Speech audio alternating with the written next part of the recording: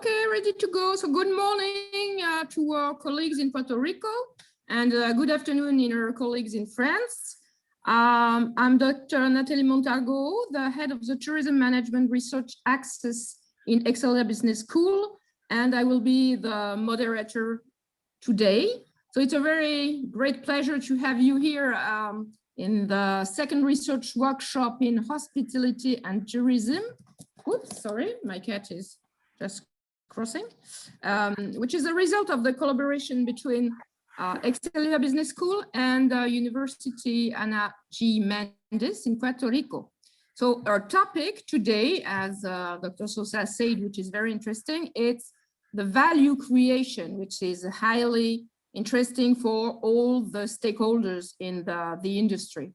So I will be the moderator in charge during the workshop, and you are kindly instructed to post question if you want during the presentation. And Dr. Zoe Santiago-Font will be attentive to the Zoom chat and maybe we'll gather the question, and we will have a moment of discussion after the presentation. So there will be some Q&A time after each presentation to answer questions or remarks or suggestions that could be made. The rule is 20-minute presentation followed by 10 minutes of questions, discussions. Before starting, I would like to welcome from Excelia Business School our Director of Research, Jean-Pierre Elfer, for some welcome remarks. And then we will do the same in parallel with Dr. Juan Carlos Sosa, some welcome remarks too. So Jean-Pierre, if you're ready to go. Okay, thanks, Nathalie. So it's really my pleasure to thanks everyone to attend this meeting, and I'm 100% sure that it will be very fruitful. You know, the second meeting means that will be the third, the fourth, the fifth, the sixth, because we are starting, we are starting together a long line of workshops. Perhaps it will be not only distance workshops, it can be presential workshop, but I'm pretty sure that we will welcome, we will welcome together new workshops. Value creation, wow, value creation. You create value with this meeting. So finally, the first people, the first faculty who can set up value, I'm sure that the faculty who are attending this meeting are absolutely the way to create value.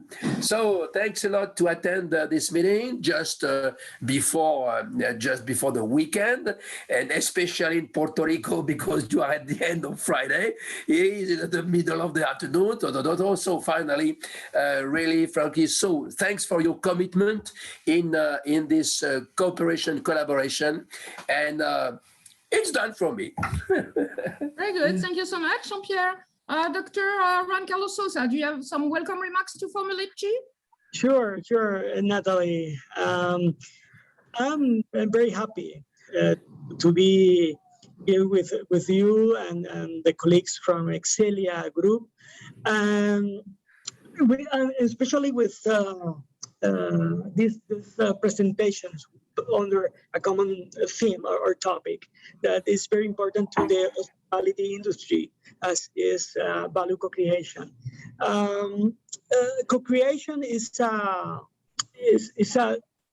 developing a new paradigm in many disciplines, and in management, in marketing, and in hospitality, and allows companies and customers to create value through interaction. As said Jean-Pierre, it's very similar to this meeting and presentation today, this interaction between Excelia Group and Excelia Business School and Universidad Ana G. Méndez. We are co-creation. And this part of co-creation is the joint, the collaborative, the concurrent, and peer-like process of producing new value in terms of of materials or hedonic value. And in the literature, some questions or some ongoing debates about the meaning of co-creation, the meaning of co-production, and the needs to distinguish between these words or dimensions. Some dimensions are co-creation, other are co-destruction, and we have two very interesting frameworks: the service dominant logic and the customer dominant logic perspective, that establish theoretical discussions of these concepts within the management, service, marketing, and hospitality literature. And in our case, in the hospitality industry, well, it's a perfect field for research, because the hospitality industry is all about interaction, intercommunication with customers, and I think that it creates the perfect environment for co-creation. I hope that Marcos, Andreas have a good presentation today, and that we can find new lines to collaborate and to co-create between Excelia Business School and Universidad Méndez. Okay, thank you so much, Dr. Juan Carlos Sosa, for these welcome remarks and interest in the topic. You were right about value creation or disruption in the creation, or we will see the topic around different angles. But before starting, I would like to request all participants to turn off the cameras and the microphones to avoid any technical issues. I heard in Puerto Rico you had some issues about connections. We have two presentations today. A first one is from Marcos Rodríguez Negron, a doctoral student at the University of Méndez. And the second one is from Andreas Kallmuenzer from Excelia Business School, which is about the role of family firm image perception in host guest value co-creation in hospitality firms. But let me introduce the first presenter, so Marcos Rodríguez Negron. We can say that he obtained his bachelor's degree in business administration with a double concentration in finance and marketing, which are very interesting regarding our topic. He's graduated magna cum laude from the University of Puerto Rico, Rio Piedras campus. He studied his master's degree in food and beverage management at the Graduate School of the Centro Superior de Hotelería y Turismo in Valencia, Spain. He's currently studying for his doctoral degree at the UAGM School of Business and Entrepreneurship. As he prepares the beginning of his second doctoral year, he's working on several manuscripts, and one of them presented today is value co-creation in e-services, the case of the hospitality websites that will be presented right away. So his main research interests include innovation, inclusion, and value co-creation in the hospitality industry in general, and management and marketing aspects are included.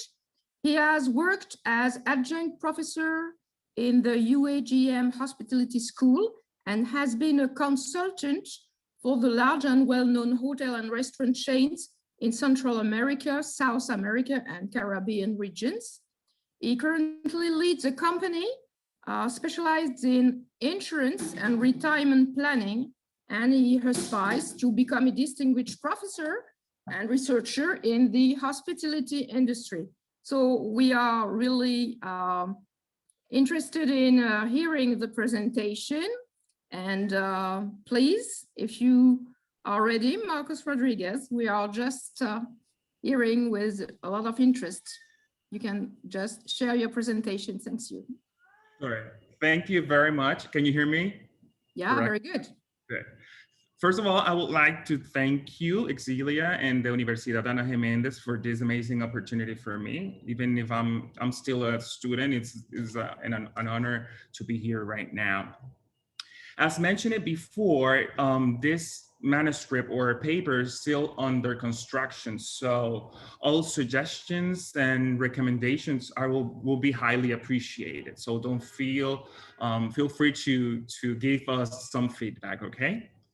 So what I'm going to be speaking about is the value co-creation in e-services, industry, the case of hospitality websites. First, I would like to begin giving some definition about the two main concepts. One of them is the social commerce, which is evolving rapidly, changing the way we're doing business right now, changing all the processes we're living right now, and the product and service availability, because consumers are shifting from to online commerce, and it could affect their decision. On the other hand, we have the e-service. So e-service is the delivering the service over a technology platform. It could be internet, it could be the social media, it could be their website, okay? Their service environment, their service product, and their service delivery, which is important here. Now we're speaking about some facts. Why? Because we need to know why we're studying this subject. Nowadays, we know that we're living a very important moment in our lives. There has been a lot of layoffs in the industry. There's a lot of people that they feel afraid of traveling. It's affecting the visitors, traffic, and there's locations that are closing because of that. Restaurants, food trucks, hotels, family businesses are closing. Every kind of business are closing. It's getting affected by this kind of situation. We have to know that quality of relationship, the loyalty, and the value co-creations are affected, as I mentioned, by the current crisis and the new possible challenges that we could rise. Right now, we're speaking about the pandemic, but we can adapt it to different other challenges, like in Puerto Rico or in the Caribbean region. We deal a lot with hurricanes and other factors that could be, we have to, I'm sorry, take into consideration, okay? This kind of situation have pushed companies they have lost online customers because because of the lack of trust, training, because of the lack of satisfaction, the support, which is really important right now when we're co-creating value, and the technology knowledge. Why? Because we have people from all ages here. We have people from baby boomers, we have millennials, all kind of generations, and they need to feel comfortable when they're dealing with the technology and co-creating value. And what's going to be the result? So maybe we could prove that in the research. We could lose value, we could lose income, we could lose customers, credibility, and loyalty. Okay. We know that because of that, there's a lot of companies and industry, especially in the industry, they're paying more attention to the electronic business. They're paying more attention to the service delivery, about the loyalty and the satisfaction and trust. Why? Because all of that is going to be essential parts when you are co-creating value. Some of the background, we are, as mentioned before, totally opposite with traditional commerce. Trust, satisfaction, and loyalty are very difficult because we're dealing with faceless interaction. No, it's not like when you have a person in front, or when you're providing a service in front, or when you have a customer, a guest, somebody in front of you. So nowadays we're dealing with this kind of situation that they have to overcome it. Okay. Also, we know that consumers buy online right now with practically no help. They just do it by themselves, by their instinct, the self-thought, and the self-service technologies, because there's people or there are companies that haven't provide any training. I know that right now we have YouTube. Now you practically do everything with YouTube, and you can just take a tutorial, but not everybody can have the access or understand that. So that's why people are doing this kind of transaction by themselves. On the other hand, we have the web 2.0 and the social platforms. It could be all kind of social media, websites, and so. And they're providing a new opportunity for interaction, for creating value, to get people involved and generate content electronically. We have to also include that the adoption and the reliance on technology as a pre and post-purchase research tool are very critical right now. The academia is also placing importance of the technology advantages in media as possible areas of co-creation, because that's what we're living right now. That's what we're experiencing right now in every kind of business, especially in the hospitality one.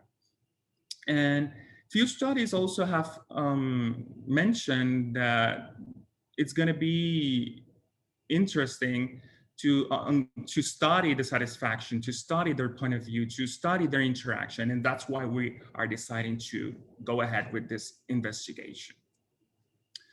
The purpose of this research, why we want to do that, because right now we want to give empowerment, we want to give voice, participation to the customer. We want to hear from them, to understand what they're feeling, what they're experiencing with this converging factors, with this technology platforms, the websites. We want to hear from them and to get the customer involved. Also, we know that we could prove that with the imposition of the technology, customer interaction, and of course, pandemic could be the factors that are influencing the co-creation value process, affecting the consumer perception and also the loyalty. In this work, we also show that electronic service quality includes the electronic trust and electronic satisfaction. We also want to work on and to study that value co-creation in online commerce channels, has also study the platforms and communities to see how the e-commerce and e-service create value for online companies, for online restaurants, for online in every kind of hospitality industry that is working with the technology. This is the proposed conceptual model. We are still working at that, but we wanted to present you an idea about it. We have the e-service quality affecting the e-relationship quality that includes the trust and satisfaction. It's affecting the value co-creation and the loyalty. But we have, as a friend and around the neighborhood, we have the technology platform, which is especially the websites and the social media. We have the involvement of the consumer and the interaction. That's what we want, because that's when we create the value. And we have, of course, the disruptive factors. Let's speak about a little bit more, just to understand the construct. We have the electronic service quality, which is the provision of the service without the intervention of the human factor, as we mentioned before, faceless interaction. On the other hand, we have the electronic relationship quality, which is the process of using the knowledge and the skills to benefit other parties, and we can find satisfaction and trust inside of that construct. And also the consumer's availability and participation. We want to see the dynamic that's going on right there. On the other hand, we have the electronic trust, which is the clients are going to be very pleased and satisfied when the website has given them reason to trust, when they feel comfortable, when they understand the content, when they can find the contact information, when they can co-create value for the company and for themselves. We continue with the electronic satisfaction, which, you know, it has to be with the friendliness and the information quality of the website or the social medias. We have the disruptive factors. In this case, we're mentioning, as before, the pandemic, because right now, electronic service phenomena has been raised. People are still buying a lot, you know, products, services in the industry. Now you can order to go, delivery, you can reserve everything remotely. And that's why we want to prove, because the pandemic has pushed that to another level. And speaking about the technology platform, is the design of the website. We want to see the structure, the architecture, the way they built it. So it's going to affect positive or negative the reaction and the value that they create together. Also, the social media, the web 2.0 are encouraging online purchases and interactions before, during, and after every purchase. That's why we create value. We have the customer involvement and interaction, which is interact, read, and share purchasing experiences, connect more with the brands and services, and create value by adding our experiences, giving likes to what we read, dislikes, thoughts, sharing with our friends, with family. We have the value co-creation, of course, that we can, online customer can give the ideas and feedback to online firms, you know, about how to create value. They help companies to create that value, resulting in a higher market share and you know, profit for the company. And the last one, we have the continuous e-loyalty, which is very obvious, but it's just push that customer to create the to continue with the repurchasing and experience commitment and have a favorable attitude toward this kind of companies. And also we have to mention that satisfaction and trust are very important here, and also the relationships. So now we are speaking about the hypothesis or propositions. We have the first one, which is the service quality positively relates to e-relationship quality. The second one is an e-relationship quality has a positive effect on value co-creation. The third one is disruptive factors moderate the process between relationship quality and value co-creation. Next one is technology platform as a contact method and interaction moderates the connection between e-relationships quality and value co-creation. The fifth one is customer involvement and interaction moderates the connection between e-relationship quality and value co-creation. And the last one is value co-creation has a positive effect on customer loyalty. That's the propositions that we are making, but probably could change. We're still on, you know, working on that, but we just wanted to share that with you. As a theoretical implication, we're proposing 7 constructs, as mentioned before: e-service quality, relationship quality, technology platforms, disruptive factors, involvement, interaction, co-creation, of course, and loyalty. This study is going to provide research to explore the relationship between all the parts and the construct. It's going to evaluate unexpected events that could arise in the future. Right now, we're experiencing one right now, you know, that it's obvious, but in the future, we could adapt it to different ones.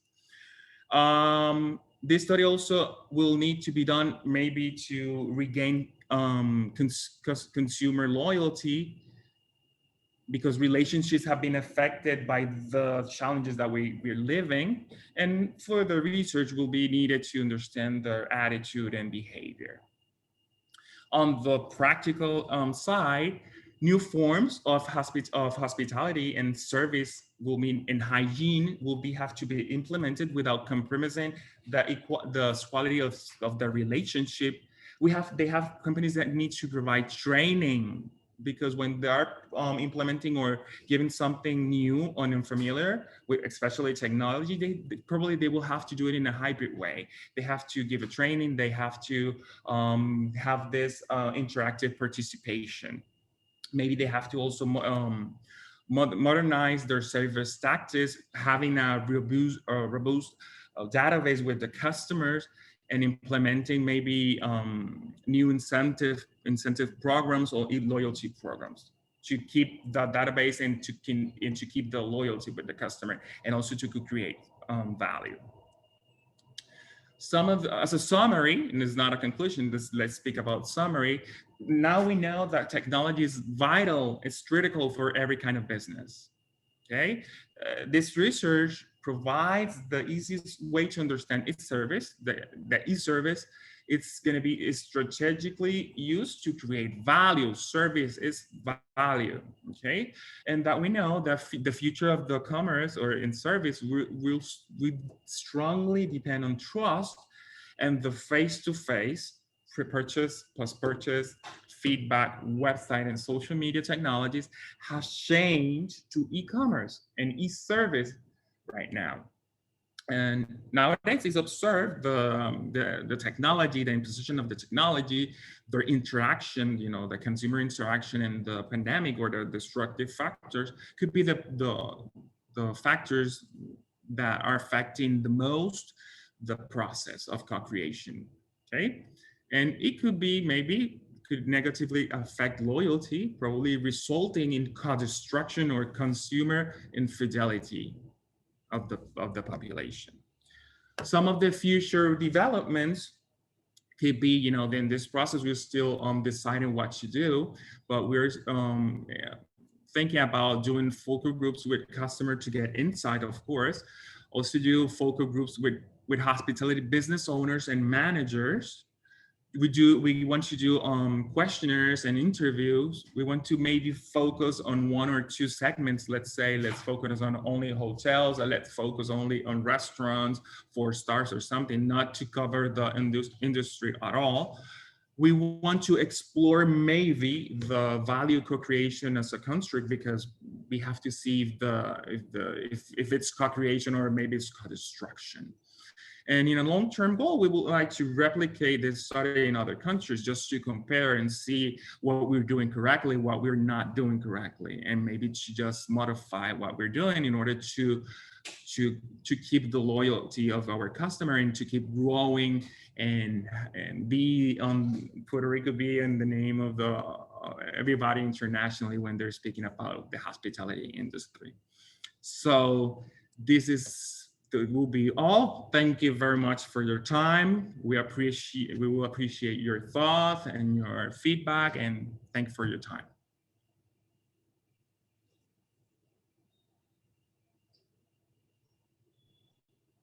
Natalie, I think that the microphone. Sorry.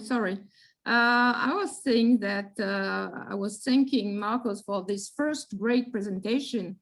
Very clear, very interesting, with a lot of interesting questions, with a lot of avenues of research. Zoe, do we have questions from the audience on the chat?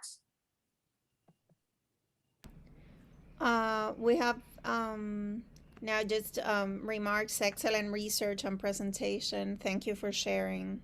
Okay, so maybe I could pose the question if that helps. Sure.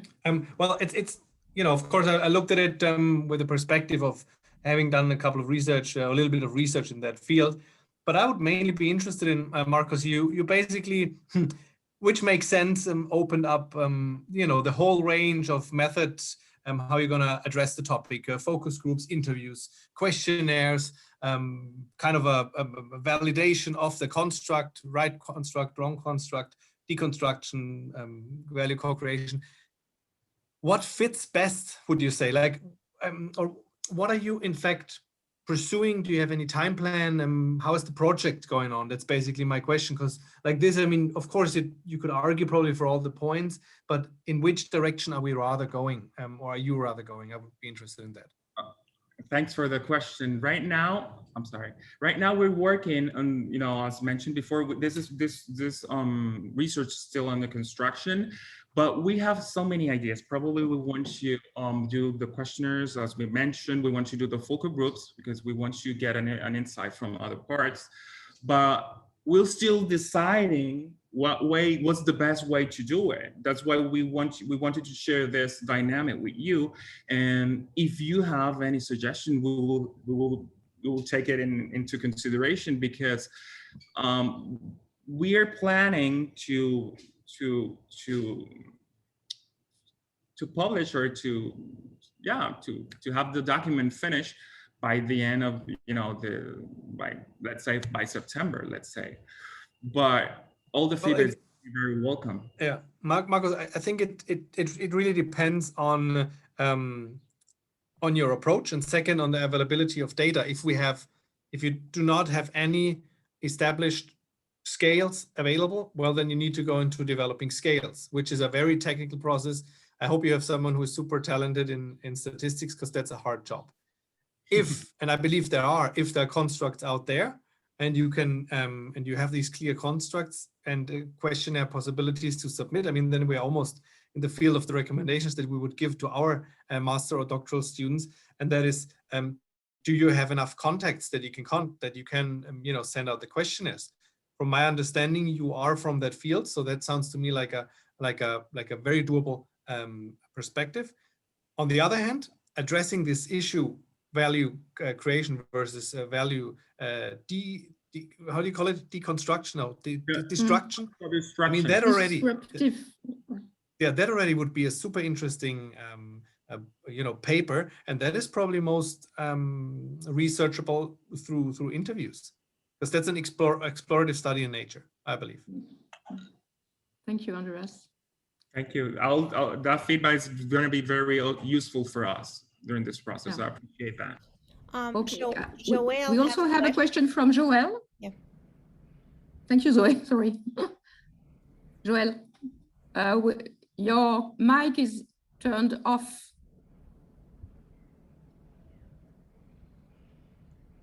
Joelle? It's okay? Yeah, very good. Okay. My question is about your two constructs. The construct, the one is e-trust, and there is another one which is e-satisfaction. Your two constructs. How do you measure these constructs? We'll still on deciding how to, if we will keep them as a part of the investigation. But yes, I think it's going to be useful to have them, because I think all of those constructs are going to lead to the loyalty and to the co-creation of the value. The way we are going to be adapting those constructs, we haven't decided yet, because I'm still, getting feedback from my professors, and so we're going to be defining that, and probably in the future we're going to be in touch with you to let you know how is the process going. But yes, I think we're going to keep them as a part of the investigation, but we have to decide the best way to do it. Yes, my question is about the measurement. Do you have a scale to measure these two constructs, or no? Okay. I have created like a questionnaire that took some I adapt the questionnaires from other researches I found in the internet and about other authors, and I have to adapt those to my investigation. So probably I'm going to use that and adapt it to mine to get the input I want. Okay, thank you very much. Thank you. I have some comments, Natalie. Yeah, sure. It's related to Joelle and Andreas too. I think that part of the model that needs to develop is the value co-creation construct. I discussed with Marcos the possibility that the value co-creation construct is a second order construct. And the idea to develop a focus group, for example, is to understand this dimension as a second order construct and to determine other construct that and in the interaction in the co-creation, value co-creation, and this is one of the reasons. The other is not in the model, but is something that is very interesting for me, and is how we adapt this model in the customer journey in terms of the e-services in the first part of the customer journey and the experience in the presentially, for example, in terms of a hotel, for example, we develop a co-creation process in using Expedia or TripAdvisor or Hotels.com or something like that, and then this is part of the co-creation, and then move to the hotel. This is presential co-creation, and this is part of the customer journey. And I don't know if this will be part of this research, but I think that it will be a very interesting approach in using this framework that Marcos presents. Thank you so much. When I just watched the presentation, I think it was going quantitative when I saw the model.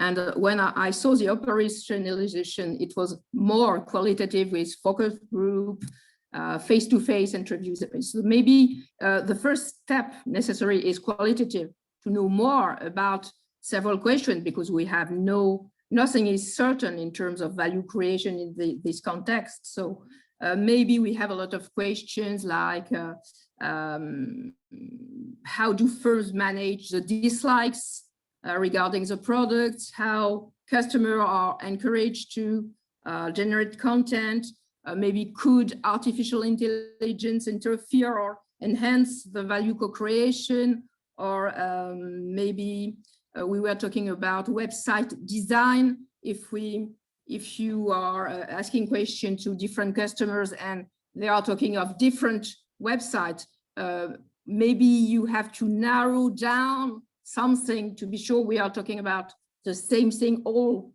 along your articles or all along your PhD, for instance. So it's very interesting, very ambitious. And I think you will be supervised, and I have no doubt about that. But we have several steps between the focus groups. The questionnaires you will use is very important. And the more you will have to do is to find a gap in the literature and go for it, go in the gap, and maybe find information, find the qualitative elements that are missing before constructing a model, measuring something. You need, of course, to first pay attention to the perceptions of the customers. That's it. So it's very interesting, and it's, I say, excellent presentation and good work. I know maybe it's quite difficult to present the work during a PhD, so we appreciate your work, and really thank you for that, and wish you the best during all the journey of the PhD, which is a long way to go. So it was very clear. Do we have another question? No, I don't think we have more questions, so we could go ahead and with the next presenter. Thank you, Marcos. Okay, thank you so much, Marcos, and all the best. So our second presentation today is based on a published research from Dr. Andreas Kallmuenzer from Excelia Business School. It's based on the role of family firm image perception in host-guest value co-creation of hospitality firms. So just to introduce, Dr. Andreas Kallmuenzer is a full professor of entrepreneurship and management in Excelia Business School. and he holds a PhD of management from the University of Innsbruck in Austria. Before his academic career, Andreas worked several years as an entrepreneur in the tourism industry, and his current research interests are the entrepreneurial attitudes and heterogeneity of SMEs and family firms, with a particular focus on the tourism and hospitality industry. So he is a publisher. He published in various journals, international journals, including Tourism Management, Technological Forecasting and Social Change, International Journal for Hospitality Management, International Journal of Contemporary Hospitality Management, Journal of Sustainable Tourism, Current Issues in Tourism, and the Journal of Business Research. So is one of our best publisher in this type of questions, topic. So value creation and entrepreneurship are two focus points in his research. So we are very glad of hearing his presentation. Andreas, could you share it with us? Absolutely. There we go. You should we see it now in full screen. Perfect. That's very good. Me. You know, I as I already said earlier, that's always the biggest steps. Can you hear me? Can you see my slides? And then then we are safe. We are all ears. There's always the risk that the internet drops down, but other than that, we are safe. Thank you very much. Thank you very much for the introduction, Natalie. Thank you very much for that invitation to that workshop, which I believe is a really cool concept. I've been with the Puerto Rico idea from the first meeting on, and I think it's a great development here that we see. At the topic value co-creation, I think that's something that I have to point out is I've done one paper on it, because I think it is an interesting concept. I'm usually coming from as Natalie already said, from the entrepreneurship side, from the business side, basically.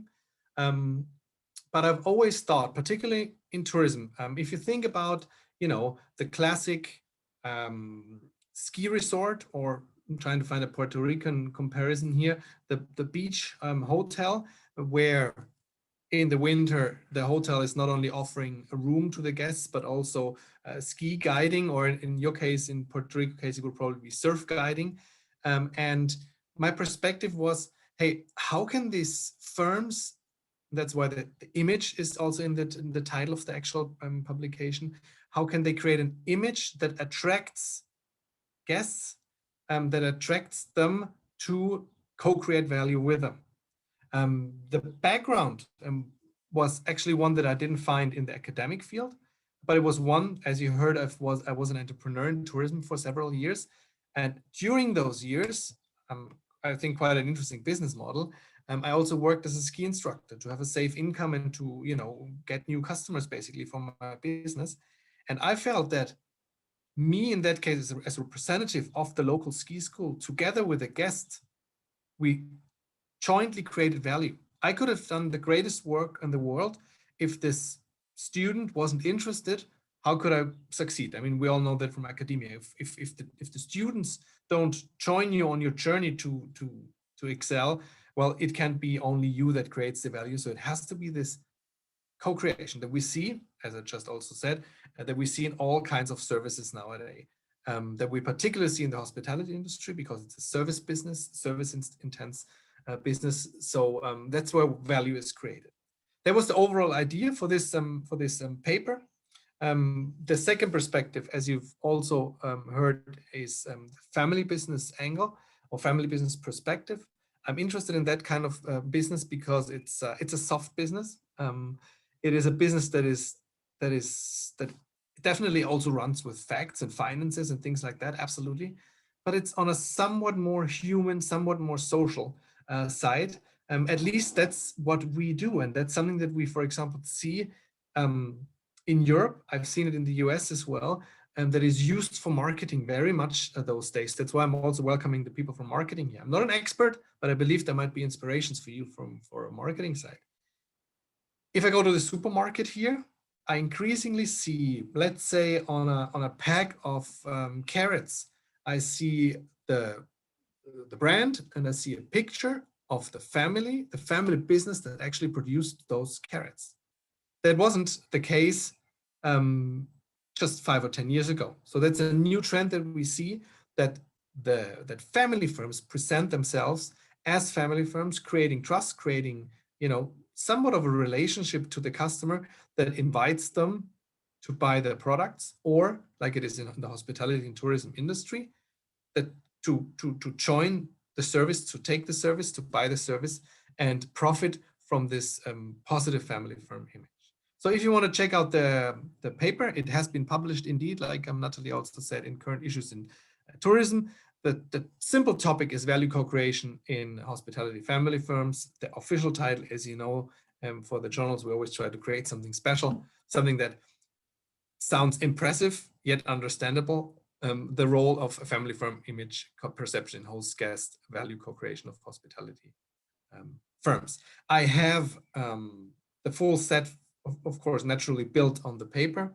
However, I will try to kind of, you know, make it a somewhat more entertaining presentation than just presenting the hypotheses and the regressions and the slides, the models and these things. But yeah, 15 minutes is the maximum. I'll try to probably be done with it faster. So some things that I've already said, but that I would like to highlight. We have this point, let's start here to the right, that value co-creation originates in the idea of a service dominant logic. It considers the application of knowledge and skills for the benefit of others. So we always have this mutual profit for two sides, and the hospitality industry is characterized by high contact services offering ground for. That's specific for the hospitality industry. And at the same time, we have these family firms that are usually more inclined with regards to social responsibility, social issues, and the goal to not only make money. I mean, that's something that we all need to do naturally, but also with a certain socio-emotional perspective to it, or idea to it. Hello, you might want to turn off your microphone. Okay, that need to be considered. So we know quite a bit about family firms. We know quite a bit about value co-creation, but we don't know much about this perception of family firms and what communicating such a family firm image actually helps. We also do not know much about this relationship between the co-creators, the potential co-creators in the tourism industry, as I said. The idea thus is that we would like to extend our knowledge on this perception of a family firm image. What does this mean for co-creation? And as a very practical implication, which behavioral and relational quality a firm thus should have to be able to do that. And then, of course, what role these socially inspired, let's say, theoretical perspectives have. Implications: family branding, family marketing of the tourism host, a guest interaction, and the design of the service environment. Family firms, once again, we see that that family needs and family preferences play an important role. Literature clearly shows that the family can be a source of a competitive advantage. You think about, and I'm sure it's the same in Puerto Rico, like it is, for example, in the La Rochelle region. If you just think about the Ile de Ré, if I think about my home research region in the Alps, most of tourism firms are small firms, particularly in the rural areas, run by families that profit from this unique setup, being a family. Actually, if you also look at the past pandemic, or not past, still ongoing pandemic, however we want to put it, first numbers already show that family firms survived better than non-family firms, institutional firms. Most of them run out of money unless supported by the state, while these families could hold their things together and survive better. So we see that family firms not only have a stronger survival talent, but we also see that as customers, we increasingly trust family firms. We increasingly buy with family firms. Buy local, buy regional is a trend that we see, and it's very much connected to these family firms, and all the, the little producers are the ones that actually profit from this trend, going away from large supermarkets to smaller shops, to smaller stores, to smaller, to smaller firm consumptions that we all appreciate. Value co-creation, once again, very important to consider that it's interactional. It's not only one party, that's why it's called co-creation, but it has to be both parties that profit. The particular case of tourism, it's often also the co-creation experiences that enhances loyalty to the service.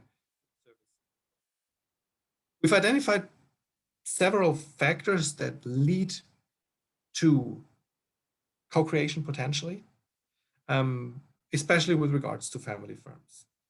Trust, relationship commitment, that is the desire to maintain an enduring relationship, and finally social interaction ties through the contact and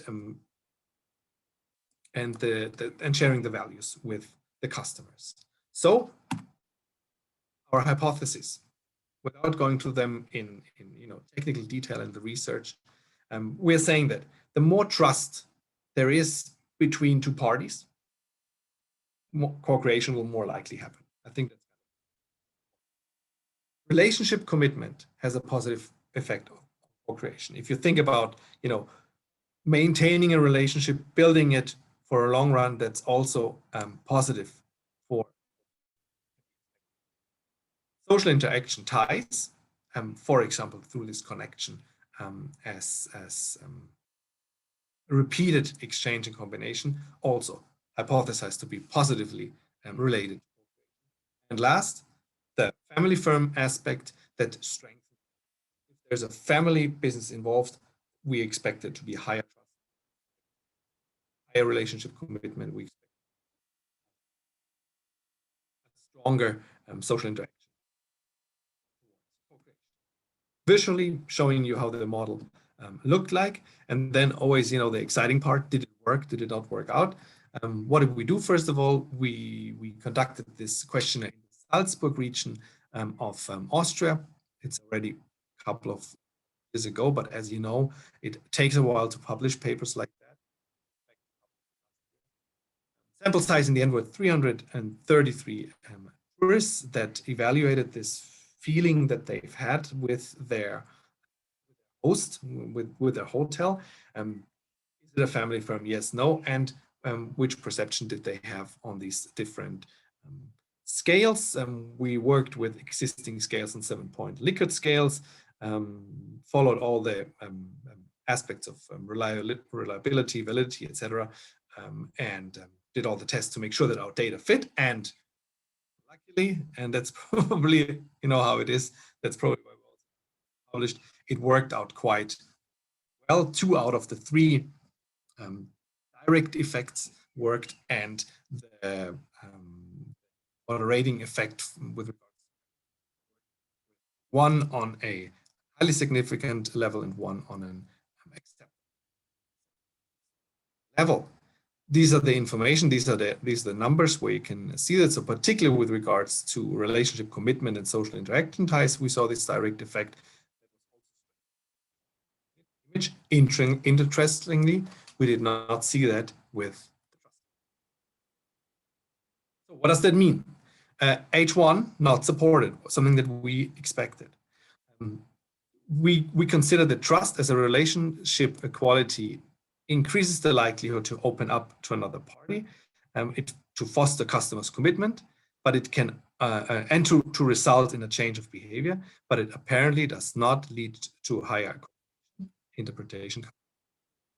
H2 supported. People are committed to a relationship, make proactive suggestions, and are willing to cooperate with the other party. Third, social interaction ties positively influence co-creation, being a crucial element, and to serve as channels of information and resource flows. And lastly, as I said, not all the moderations worked, but particularly H4 was supported, When customers perceive a firm as a family firm, social interaction ties showed to have a stronger effect on co-creation. So apparently this social interaction feeling that we all know from our family, the family connections apparently further strengthen the effect when it's a family firm.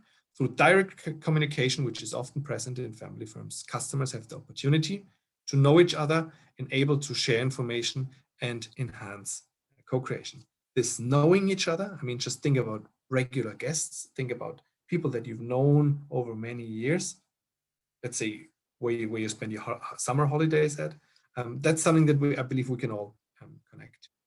We've also looked at the particular interaction between the moderating factor for H4 and H4C, and we see that it can also be that there is too much family involved in a certain relationship, which I also find interesting. I don't know if you've ever been to Austria for skiing holidays or something. A lot of this, I don't know if you've heard the word Lederhosen image or Dirndl image, like this traditional local, almost costume thing of culture that is also then connected to families, is something that can also be too much for the guests, apparently. So a big lesson that we learned from this study, yes, it's important to use the advantages of transferring a family firm image, but you also have to be careful to not overdo it. H4C, we see this the strength effect, particularly in this hospitality field, where information can be shared easily, where guests can often see things that can be improved in a business that can probably not be done in other implications. Theory of value co-creation was broadened by suggesting two constructs. Social interaction ties strengthen the sharing of information between two parties. Customers engage more in the value co-creation process when being committed to their relationship. Why there is no direct relationship between trust and co-creation, we are not 100% sure why that is. We believe it could be a weakness in the measurement. We believe that trust is a broad subject that has probably to be investigated in a separate study. Customer perception of family firms, super interesting. I think that's what the results also confirmed. It is important to build and maintain close relationship with customers, as I said, because then the sharing of information, of helpful information, and in the end, the guests are a great source of information, particularly in the tourism field, telling you how their experiences were, telling you about their feedback. Their honest feedback is something that we need. Managers are encouraged to shape the services in a way that social interaction can take place. Social media, the possibilities that we have nowadays with sharing your thoughts about a certain business before, during, after your stay at a certain hotel is something that for sure can help. Also, the social media content that firms actually manage are important. We have another study on that where we are looking at if it is good that you present yourself as a family on social media, on the website, and you might guess it, the tendencies are also that this is kind of fruitful. Again, considering it can also be at some point too much. Okay, I believe that is all from this study. Questions very much welcome. Recommendations also welcome, but not helpful because we already published the paper. Too late. Too late for that. But any questions are welcome, and of course, there can also be follow-up studies. Several questions in the chat. Yeah, we have a couple questions here. The first one is from Marcos, and he says, do you think applying your study in the food and beverage industry could have similar outputs to your results, or they're going to differ from the lodging segments to the dining segment? Well, I think I can stop my public. No, I can leave it. Maybe someone has a question on the pages. Hard to say. I think definitely replicable. Why not try it out? I mean, we see in general, there that between the food and beveraging and the lodging industry, most studies work in both ways. I would consider, as it is also service intense industry, I would guess it works. You also have the situation with regular guests. You also have the situation with regular contacts. As I said, my example was always also the, taking the customer on a guidance, whether it's now the ski, surfing, museum, whatever guidance. That's what you have in a restaurant as well, right? I mean, you're guiding the people through the menu, through the evening. Why not? You can publish it in one of the hospitality journals. Go ahead. I'll gladly join this study. No, I don't know.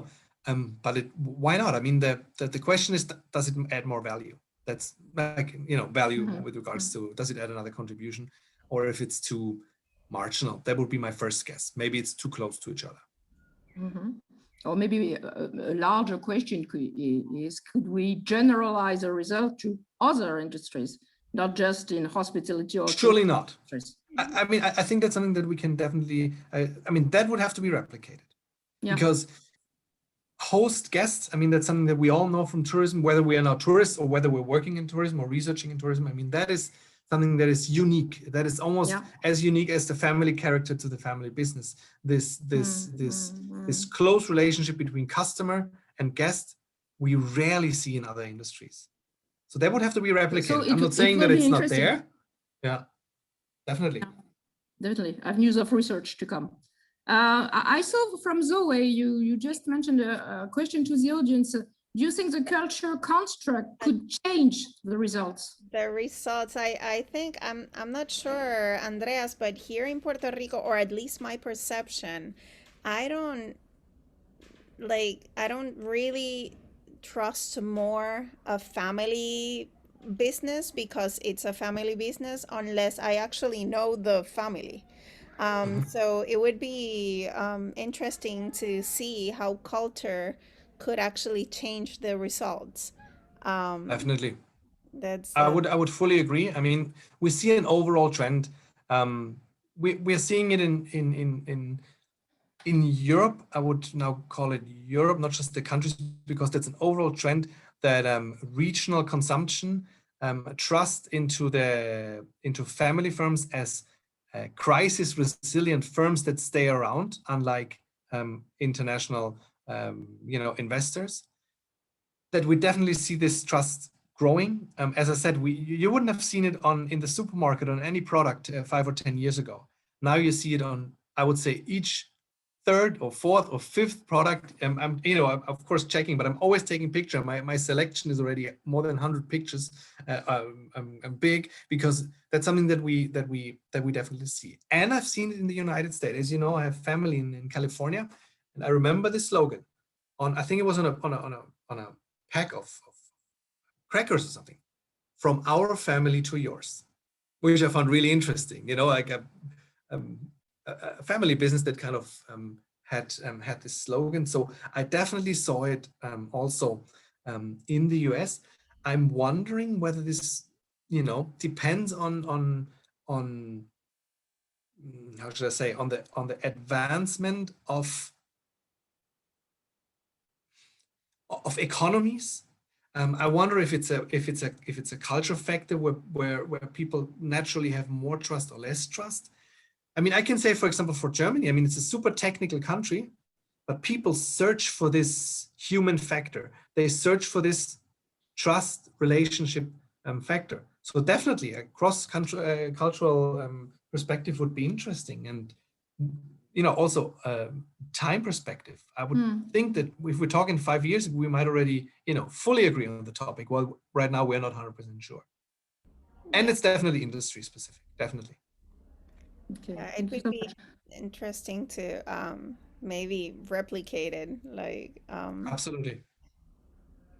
Could also be interesting to study the storytelling of the family, and could be also interesting to see if customers do know the family or if they don't know the family. Or maybe they know the family because it's in their environment, may be different from. They don't know at all the family. The relationship could be different.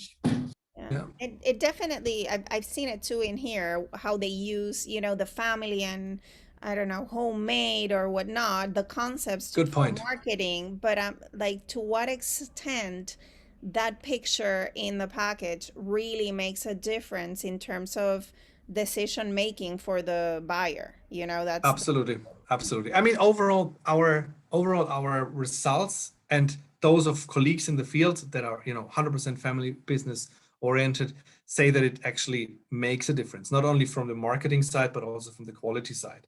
But I would definitely agree that we are not 100%, that it's not 100% decided. The discussion, the idea originally comes from the fact that if you present yourself as a family business, you're rather perceived as unprofessional, because it's basically, hey, my mom and dad, mom and dad shop, they've created something. Okay, that cannot be something super technical, super advanced. 2, hey, I don't want to buy products from, China, Russia, whatever, that I don't know where they're coming from, that I don't know if they're made sustainable or not. I rather buy it from the farmer next village, whether I know him or not. That's kind of the overall trend, and it's interesting, and that's why we've also done the study in the tourism hospitality field. In the tourism hospitality field, plus the food business, that's where it's super prominent.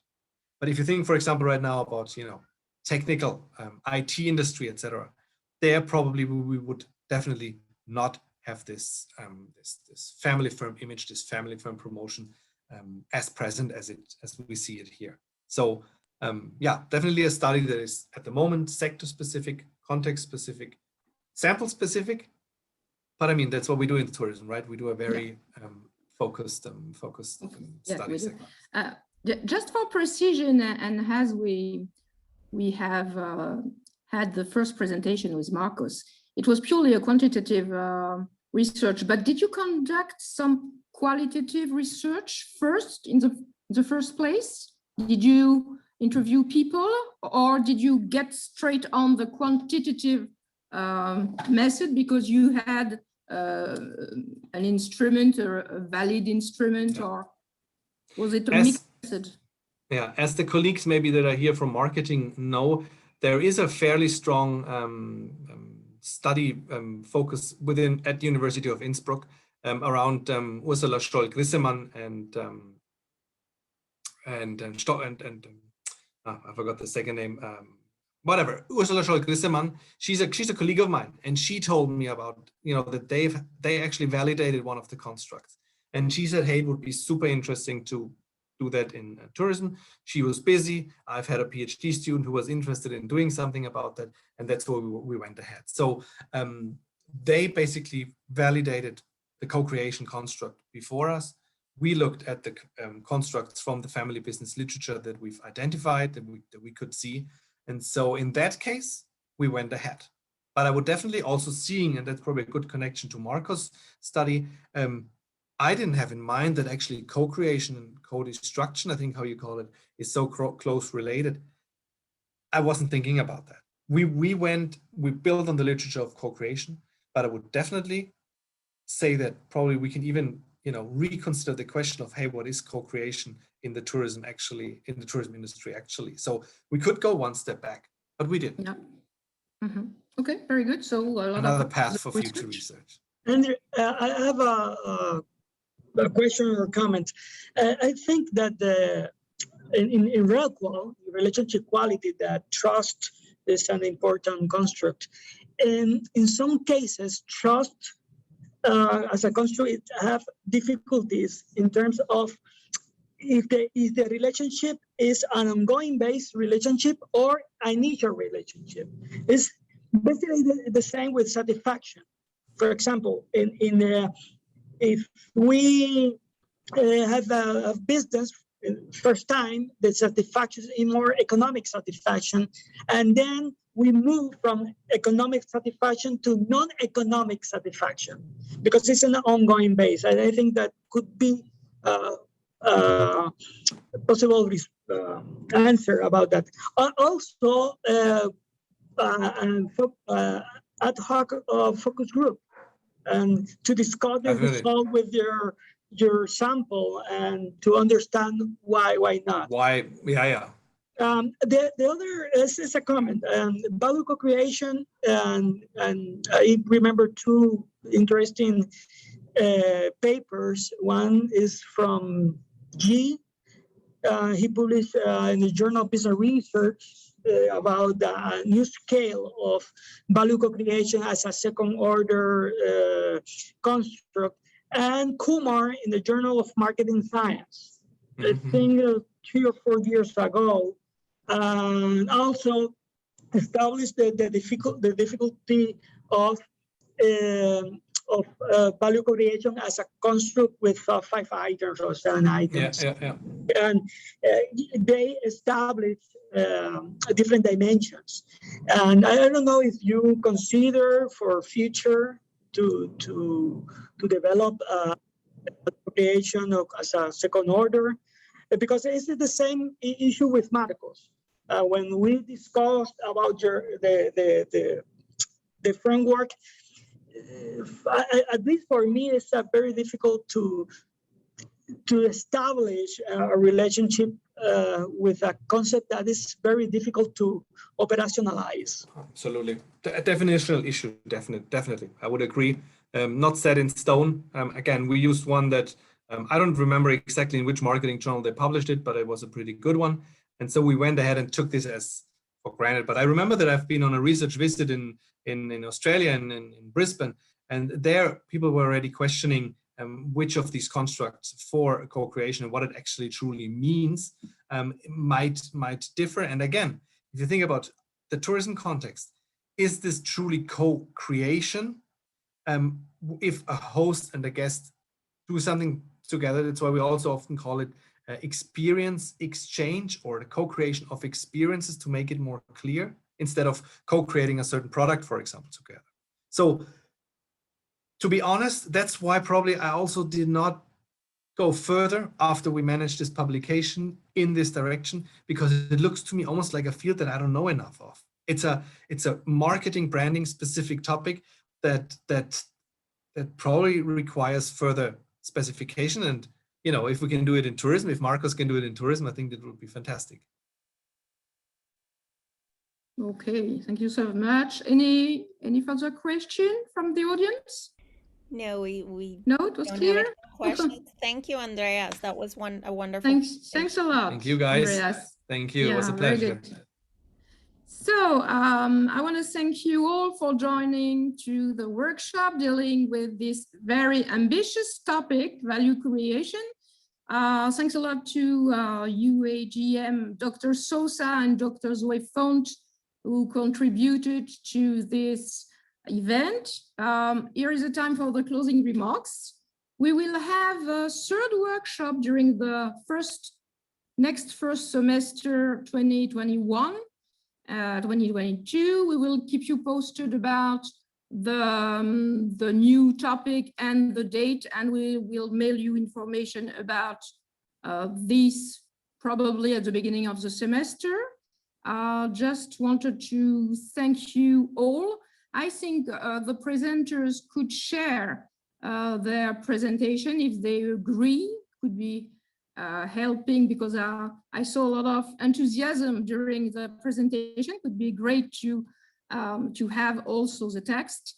Thank you all. Stay safe, stay healthy, and if we don't see us before the start of the next academic year, wish you all a pleasant summer. Stay safe, stay healthy, and all the best. And keep good work, Marcos. You're on the right track. All the best. Thank you, everyone. Bye-bye. Bye.